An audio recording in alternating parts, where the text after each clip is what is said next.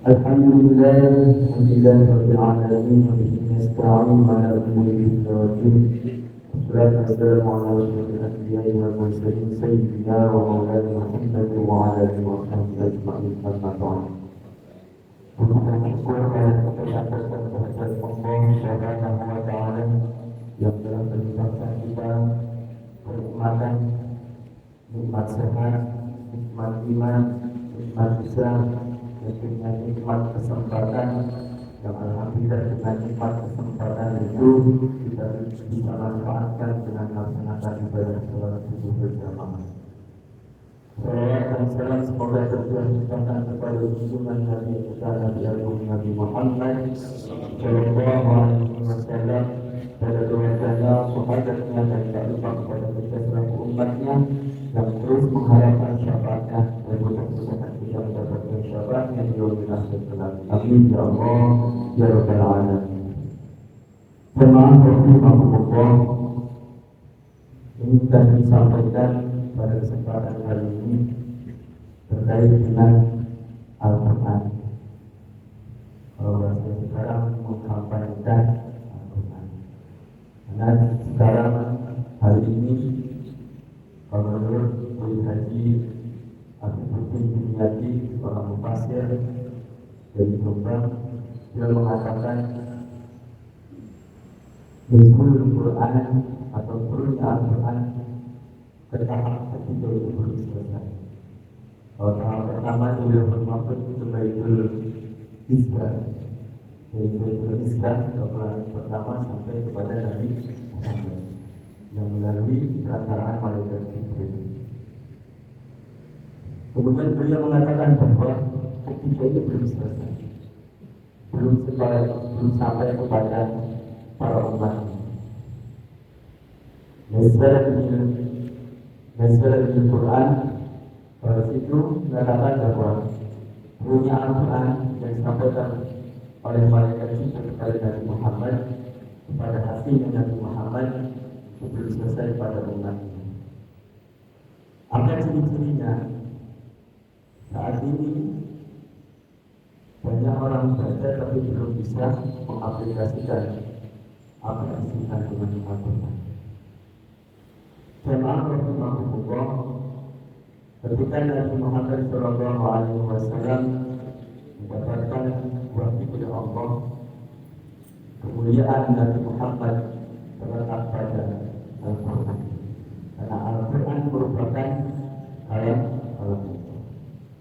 Maka ketika umatnya ingin mulia di hadapan makhluk lain, maka kita seharusnya mengamalkan isi kandungan Al-Quran. Jemaah rahimahumullah, betapa pentingnya Al-Quran sebagai pedoman, sebagai tuntunan kita selaku makhluknya, orang yang diciptakan, makhluk dari yang diciptakan oleh Tuhan. Maka ketika kita ingin beruntung di dunia dan akhirat, maka tidak ada jalan lain, kita harus mengamalkan apa yang seharusnya kita lakukan. Hal-hal yang perlu dilakukan, hal-hal yang perlu tidak dilakukan, itu semuanya ada dalam Al-Quran. Semuanya isi kandungan Al-Quran itu ada. Baik tentang hukum, tentang politik, tentang sosial dan sebagainya.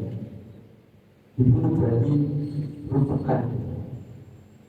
Maka sekarang sangat disayangkan kalau kita tidak terlalu menyibukkan diri untuk baca Al-Quran.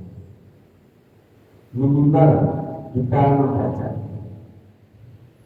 minimal kita mempelajari. Dengan mempelajarinya, insya Allah kita akan mendapatkan hidayah. Ibaratkan ember yang bolong dan kotor. Kalau ember atau ember kotor atau yang bersih itu terus diisi oleh air, maka sedikit ember itu akan bersih.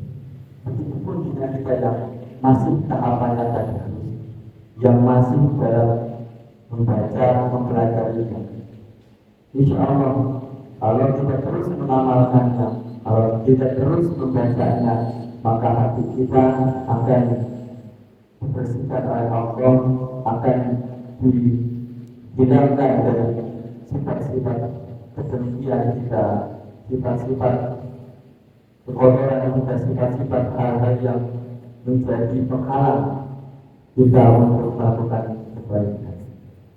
Jamaah rahimakumullah, maka Yudhani Al-Qudri Al-Dunyati sudah menyampaikan bahwa kita harus menurunkan Al-Quran itu kepada hati kita, yaitu dengan kita terus membacanya, terus mempelajarinya, supaya makna nusul Quran, turunnya Al-Quran itu bisa sampai kepada kita dan kita semua menjadi orang-orang yang mulia. Kita juga mulia akan diri kita karena kita memuliakan Al-Quran. Kalau kita menjaga Allah, ya maka kita akan dijaga oleh Allah Subhanahu wa Ta'ala. Maka di momentum Ramadan ini, di akhir Ramadan ini, kita berlomba-lomba untuk terus meningkatkan bacaan Al-Quran kita. Mungkin masih ada yang belajar di sini, di Al-Quran, mungkin masih di tahap belum bisa melancarkannya. Maka pada momen Ramadan ini mengingatkan pada kita untuk terus mempelajarinya. Dan bagi yang sudah bisa terus kita istiqomahkan dan terus meningkatkan, yang mulai bulan akan terus diamalkan setiap Ramadan dan terus ditingkatkan dan terus ditingkatkan. Ini memberikan memaknai nuzul Quran, kita untuk bisa menjadikan diri kita menjadi orang-orang yang mulia. Itu saja mungkin yang dapat kami sampaikan. Kurang lebihnya mohon maaf. Wassalamualaikum warahmatullahi wabarakatuh. Waalaikumsalam.